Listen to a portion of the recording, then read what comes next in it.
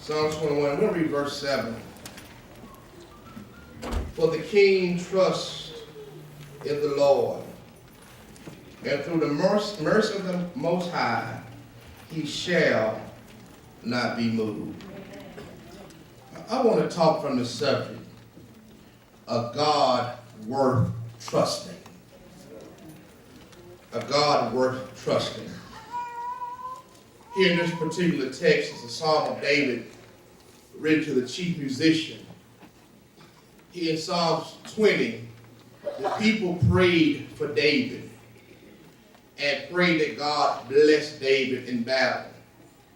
Here in Psalms 21, God answered the people's prayer for David, and that caused David to trust God even the more.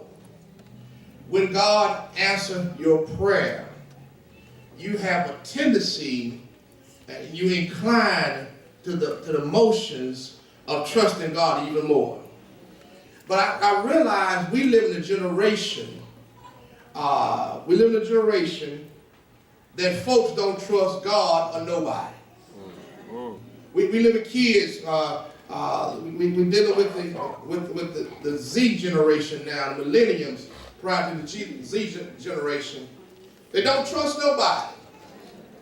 And as I surveyed my congregation, fortunately, and it could be unfortunate, but fortunate enough, I have all 6 generations in Tremont Temple. Am I right about it? And some people are like, well, Reverend, what do you mean? Because, when they say trust God, everybody should trust God. But there's generations that don't understand the importance of trusting God. Us, you may be seated. And let me just help you out. See, in America, there's 6 living generations. They're fairly distinct, different groups. As generations change and time change, people remain the same. People remain the same according to their generation and their culture. And when people are born into a new time frame, it's hard for them to understand the previous generation. And we get upset because they don't understand what we once understood. They was born in a different generation. And people like, Red, we don't need no monitors. We don't need no TVs in the church. No, we don't need them. But every baby in here, they got some type of monitor in their face. Amen. I met with 2 families this week, and they brought their babies. Guess what they gave their babies to be quiet? They gave themselves, baby don't know how to talk, don't know how to say nothing else, but they know how to change stuff on their cell phone. So when I say stuff like the monitor, no, we don't need them. But we're going to reach a generation today. We got to have stuff that can reach them. So let me help you out. First of all, you had the GI generation that was born between 1901 and 1926. These are children of World War I, and a lot of them fought during World War II. Perhaps Mother McLaurin and Mother English generation, a few others that was born 1926 and before. That generation, they dealt, their depression, the Great Depression, their prosperity was legendary. They had happy days. They saved the world. They built the nation. They kept America intact. That generation were team players. They was community minded. They had strong sense of civic duty. All those folks voted without having to be pushed or driven to the poll when people drive everywhere else. Marriage was for life. Divorce was not an option. Having children out of wedlock was unheard of. There was no retirement. People worked till they died. I couldn't work anymore. They used it, and they used it when it messed up. They fixed it back up. They repaired stuff. That's the GI generation. And we got to understand, we have folks in that generation in our community. happened in the church. I never asked you to raise your hand. I know some of y'all don't want to know, but some of y'all were born 1926 and before. That's GI generation. And then you have the silent generation, or the mature generation, which is around 1927 to 1945. This generation here, the rock and roll generation, peace generation, they started moving to the suburbs. This generation here was pre-feminist season, where women would work at home and the men would take care of the household. Men pledged loyalty and cooperation, taking care of their family and the children. Once you got a job, they generally stayed to it. They retired. They went to the plant, they stayed to the plant, they retired from the plant.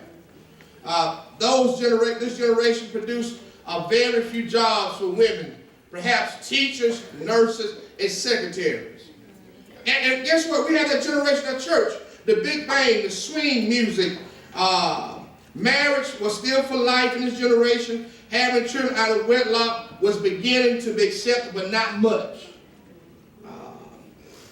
Discipline, they made self-sacrifices. They used a good caution. And the next generation is the baby boomers, which most of you all are part of.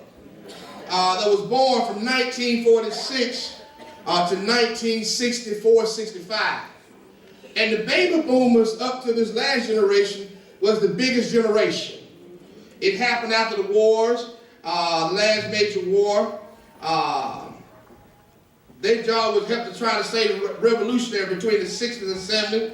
They partied hard, they were career climbers, the yuppies, rock and roll music generation.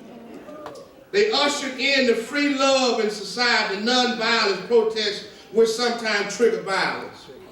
They were self-religious and self-centered. They buy it now and use credit. They were too busy for much neighborly involvement, yet strong desire to resist change.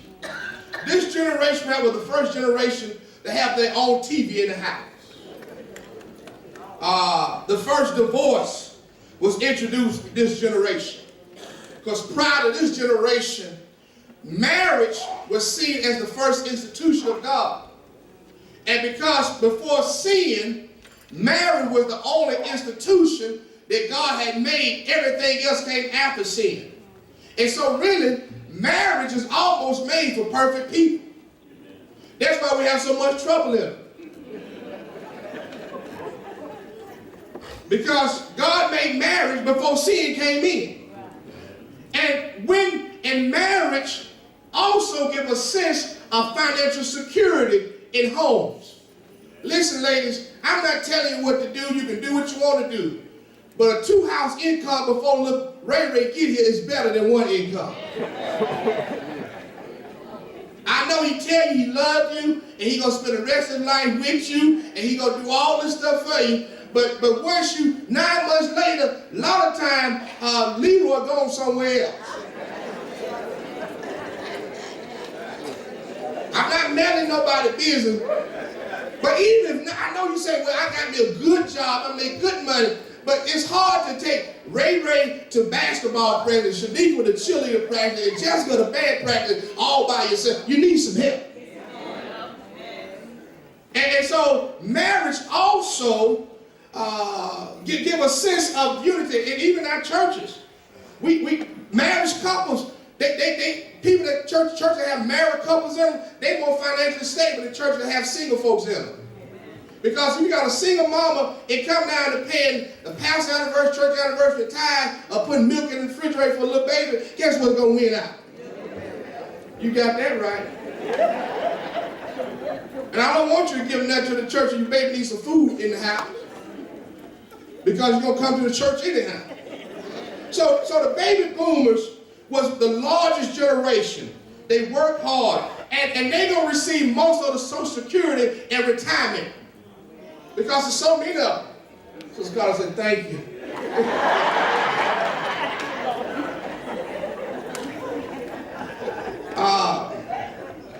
Their aging would change America.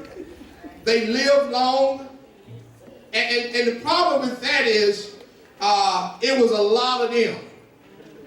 And then the next generation, which is my generation, Generation X, born 1965 to 1980. Generation X is part of the population between the baby boomers and the millennials. Now, the baby boomers were the largest up to now, up to this last generation. It was a lot of them that received most of the benefits. The X generation are hard workers and go-getters. It's not that we're not hard workers, it's just not enough of us to keep Social Security going on. Right. Because by the time enough of us start working, the baby boomers going to absorb it all. So it's kind of like, too bad. You should have been born earlier. This generation has the latchkey generation, where mom and dad both are working, and kids have to go home by themselves and take care of themselves. This generation, X generation, have more entrepreneurs. People want to be more. They're very individualized people in the X generation. Government and big business mean little to them. Our generation have to be pushed to go vote. Our generation listens to politics, but will quickly change the channel because something else catch our interest.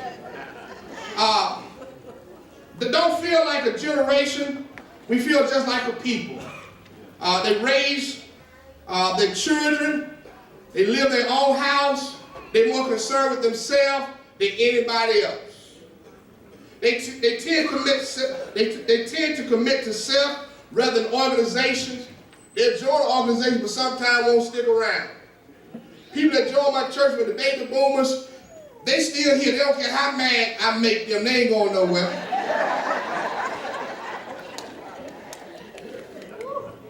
You get people the X generation and beyond, you step on their toe, they're going to change churches. Then you have a generation that's called the Y generation, or the millennials. Listen, this one in my notes, but this is a sidebar. They can't cook, they can't fight, they can't clean.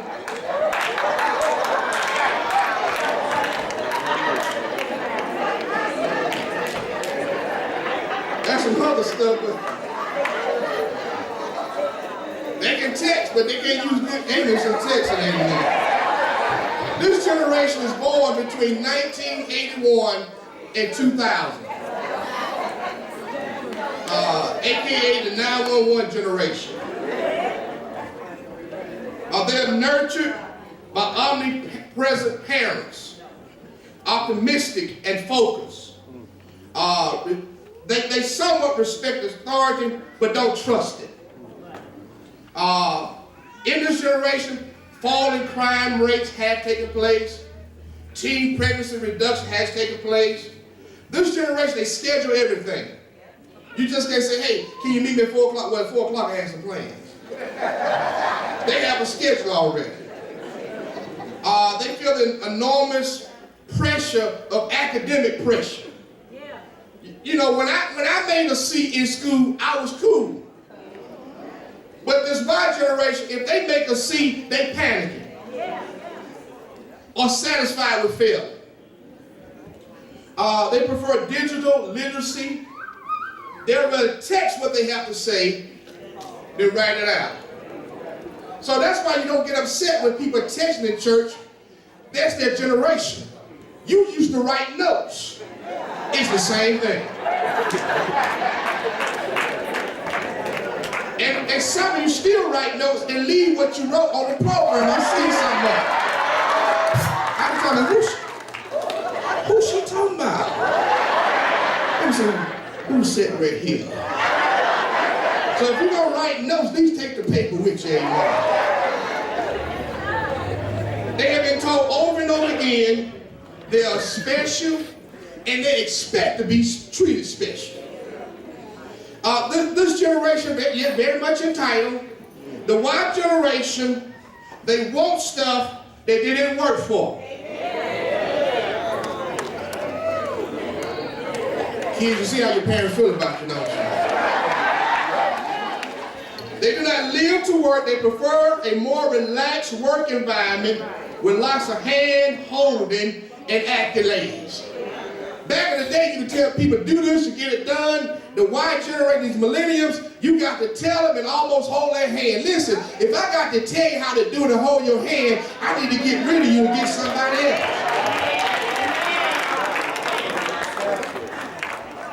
And the last generation, we have the Generation Z of the bomblets. That's what they call it. I don't know why they call it bomblets, but that's the Generation Z. They was born after 2001. In 2006, there was a 49% increase in birth in America. So this generation here would be bigger than the baby boomers. There was a lot of kids born in 2006, apparently. Since up to 2006, since 1700, the most popular name, last name in America was Smith. Now it's Rodriguez. Out of that big boom in 2006, 48% of those personnel that was born was Hispanics. There are two age groups here, though. They call it tweens, ages 8 through 12. They are estimated 29 million tweens was in 2009, 29 million, so it has grown since then. And $51 billion spent on tweens every year. In addition, another spent by those kids. I don't know where 8 to 12-year-olds get $51 billion from, but they spend it. And there's an additional $170 billion spent by parents and grandparents for these same kids. So you spending $170 billion for a 12-year-old or less. I thought it was crazy, but most kids have a pair of shoes that cost over $100. And the second of the toddlers, or the elementary kids, that's ranged from 8 to 17, and those the toddler elementary, and those in that generation, most of them from 8 to 17, 61% of them have a TV in their room. 35% have several video games, and almost 6% of them have a cell phone or some type device. Generations have changed. But David wants to understand, even though generations have changed, people are different. But David wants you to know, I got a God that you can trust in. I don't care how old you may be, or how digital you may be, how old fogey you may be, my God is still the same. And you got to understand, David had resources at his hand. But when the people prayed and God answered his prayer, David said, I'm not going to trust in nothing else. For my first, perhaps 10 years of preaching, I used to write my sermons out. I had folders of sermons. And as soon as I got an iPad in early, right before I came to Tremont, I got me my first iPad. I had all my sermons on my iPad. And one day my son played my iPad and deleted hundreds of sermons. I realized I couldn't trust in nothing else but God. You got to understand, things will disappoint you. People will let you down. But you can put your trust in God. David, as he celebrates the victories here over his enemies, David talked about the king shall joy in thy strength. The reason we should trust God in verse 1, he tells us, God gives you strength beyond your own personal strength. David said, I found joy. Listen, I have strength not because of me, because I'm really weak. I don't care how much time you spend in the gym. I don't care how much time you spend focusing on what you're going to do. You still weak. I know you think you're strong to come down to certain things, but David had some problems. David had some issues. I'm not always talking about the battle, but that's a spiritual, emotional, and physical issue that you can't win. Some battles you cannot win by yourself. But David said, I got joy because of the Lord's strength. Do I have anybody here know if it had not been for God helping you with what you were trying to make it out of, you would have made it out of it? And David said the king, he's not talking about, he's talking about himself, but he's looking at himself as if I'm looking at myself and saying, self, you wouldn't have made it if it had not been for the God that we serve on your side. Listen, you got a God worth trusting. God will give you strength that's beyond your strength. Just when you think you can make it another day, God will give you strength. Just when you think you can walk away from that situation, God will give you strength. Just when you think you can say no, turn it over, walk away, God will give you strength. Do I have anybody here that was at your wit's end, ready to give up, ready to quit, ready to pull the trigger? But God said, hold up, baby. Let me take care of this. God will give you strength. I don't care what generation you're a part of, we got a God that's worth trusting. And David said, the king shall joy in thy strength, O Lord, and thy salvation. I trust in God, not only because of his strength, but God is the only one that can save me. That should have been a shout say for somebody. No, you wasn't like Brother Richie here that had a sentence of life in jail. But there's some of you been saved. And they hadn't changed no law. God is the only one that can save you. David was king. He had soldiers, he had money, he had wives and concubines. He had everything that you think that should be good for you. But could nobody save David but the Lord? And if you're not too selfish, too proud, and too bigoted, too bougie, too wealthy, too educated, you tell the truth up in here, that you say, if it had not been for God on my side, I wouldn't be saved either. Some of you can still drunks.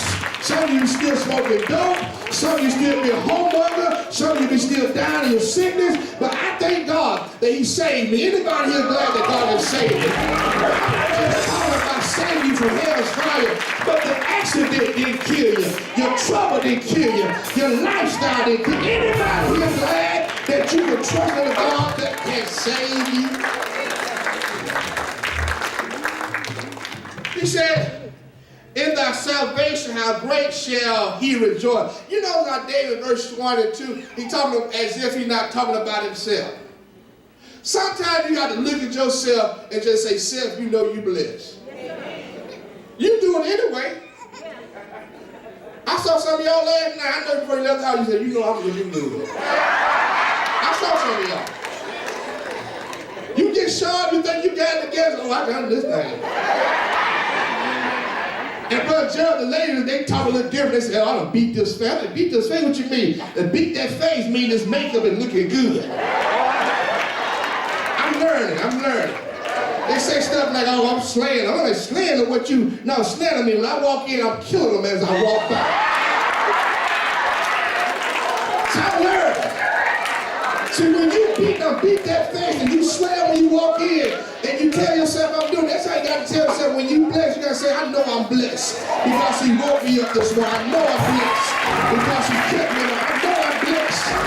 I may not be what you think I be, but when I walk in, I'm going to slay Satan down to his feet because God has been good. Do I have anybody here, God? That you got a God you can trust in. He said, for thou prevented him with the blessing of goodness. Thou set in the crown pure gold. David talks about how God has blessed him without looking for the blessing. David wants you to understand, when you trust in him, God will track you down with blessings. You don't have to go looking for blessings when you trust in God. Blessings will find you.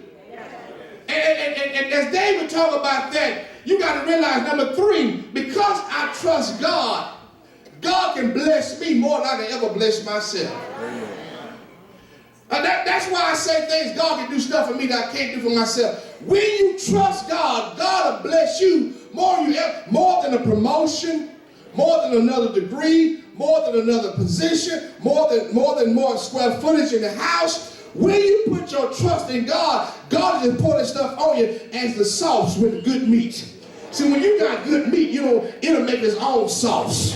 When you got good meat, it'll make gravy all by itself. When you have good steak, you don't need no A1 or Heinz 57. See, when you got God, you don't have to have silver and gold. When you got God, you don't have to have a Mercedes or BMW. When you got God, you don't have to live on a house on the hill. See, when you got God, you know your daddy own the cattle on 1,000 hills. When you have God, you know the earth of the Lord and the food of them. When you have God, you know weeping may endure for a night, but joy coming. Don't have anybody here know that bless yourself. You ain't fed your body right, and treated it right, and exercised right, but you serve a God that'll bless you more than you can bless yourself. You hadn't been more done right about living right, but God still bless you because he said, I reign on the just as well as the unjust. So every time I get a blessing, I don't think I've been so good. I just thank you for the blessing. Do I have anybody here? And because of those blessings that David received, David said, I'm going to trust in the Lord. Now I'm going to take my seat, but I just want to know, do I have about 5 people? I don't need a lot of folks because I make number 6. That despite what you're going through, you're going to trust in the Lord. David said, for the king trust in the Lord. I know I don't have kings and queens out here, but I look at some of y'all look like some good kings and queens out there, some princes and some princesses. But I want to know, do I have anybody that's going to trust in the Lord today? When you have trials in your life, you got to know how to trust in God. When people talk about you, scandalize your name, make you feel bad for doing the right thing, you got to trust in the Lord. When you don't have people on your side and you have to walk all by yourself, I want you to understand that somebody you can trust in. I'm not talking about Mars. I wish I could fill those shoes, but I can't do it. I wish I could put Pop in there, a Pop in there, but they can't do it either. But that's somebody that you can put your trust in. I'm not talking about your good old Papa or your favorite friend or your mama, but I want you to put your trust in the Lord, because when times get hard, you got a God that'll fight your battle. When the going get tough, your God will get going. Do I have anybody here that know when you put your trust in God, he'll make a way out of no way? When you put your trust in God, he'll raise the dead. When you put your trust in God, he'll heal the sickness. When you put your trust in God, he'll be a lawyer in a courtroom. He'll be a doctor in the sick room. I wish I had a church this morning and said I tried everything. But when I tried Jesus, he made ways out of nowhere. Listen, I done smoked dope. I done drank alcohol. I done chased women. I done it all under the sun. But nothing can do me like Jesus. Do I have anybody here that know God will make a way out of nowhere? All that other stuff may feel good for a little while. But after about 15 minutes, you feel like you used to feel before. Because when everything gets way off, your problem is still there. Your trials are still there. But when you got God, you can go to sleep at night. And God will take care of your burdens. Do anybody here know he's a burden bearer? Heaven no share. And so when you need help in the midnight hour, and you know it's too late to call your deacon, too disrespectful to call your friend, let me give you a number to call. Take out your phone right now. It's an easy one to remember. It's 111. One for the Father, one for the Son, and one for the Holy Spirit. If you forget that, they all make one. You can say Jesus. Because the Bible says, whatever you ask in my Son Jesus' name, that I will do. So you can't remember nothing else. Remember in the name of Jesus. Pray peace to him in the name of Jesus. Open door in the name of Jesus. Make a way out of the door. Do I have anybody here that helped me preach this morning and say, Reverend, I know you're right, because I put my trust in God and he turned my life around. Put your trust in God, because he is a God worth trusting.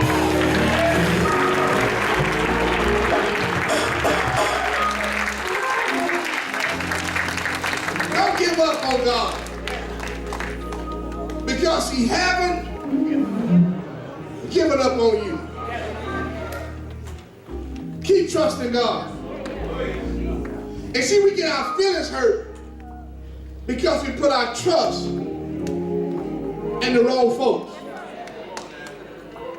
At some point, your spouse gonna let you down. And you thought you could trust them. At some point, your deacon, whether known or unknown, is gonna let you down. He said, there's gonna be a time I'm gonna let you down. Because that was several funerals. I couldn't get to all of them. Somebody went, well, pastor, come to my family funeral. But when you put your trust in God, God said, I'll never leave you, nor will I forsake you. God is a God worth trusting. Give God a hand praise today.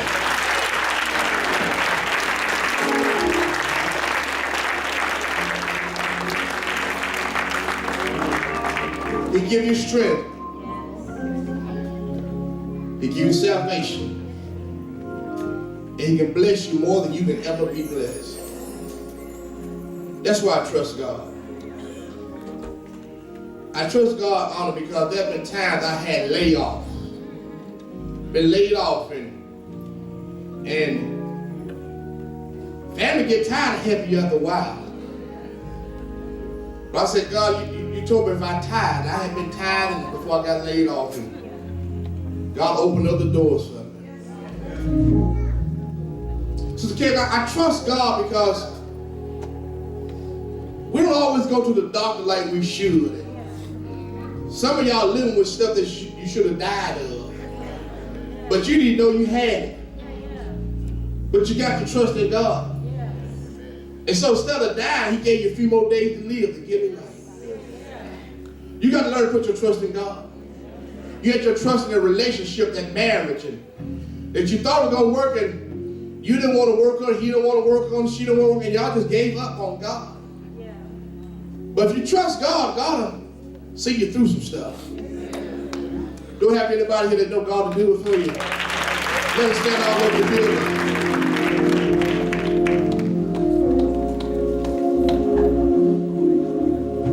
So as we ask you to trust God, I realize everybody don't know God. And people think, well, I can't trust him because I don't have myself together. Listen, the man on the cross didn't have himself together either, but he said, remember me. You may not have it together. Listen, I posted last week. People don't go to the hospital expect to see well folks. Don't come to church and expect to see us perfect people either. We here because we're not perfect. But we serve a perfect God. So don't wait till you get it right to trust God. Trust him right now. And we offer Christ to you. Do I have one here today? We offer Christ. Do you want to trust him? If you're going to trust him, you can't lean to your own understanding. You can't try to figure it out. You got to believe God in his word. Go ahead, step out and give your life to Christ. Trust him. He's a God worth trusting. He'll trust you through your difficult moments. He'll trust you through your bereavement. He'll trust you through your bereavement and your healing. He'll comfort you. Come on, brother. Come on, sister. If God is freedom, but don't wait another second. God said, come on. You almost took the step. Come. All for Christ.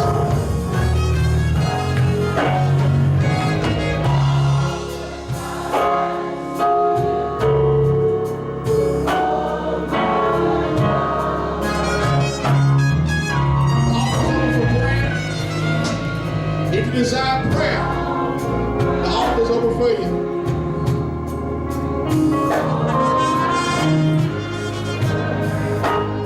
If you desire special prayer, you'll step out of faith coming down the aisle. Come around as close as you can.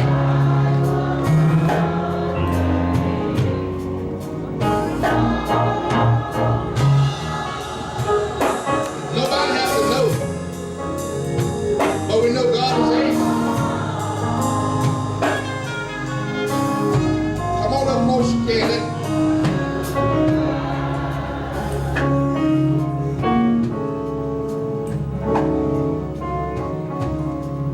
If God is speaking to you, you want to step out in prayer, the altar for just a sign of you surrendering to God. Step out in the aisle. Just come close as you can.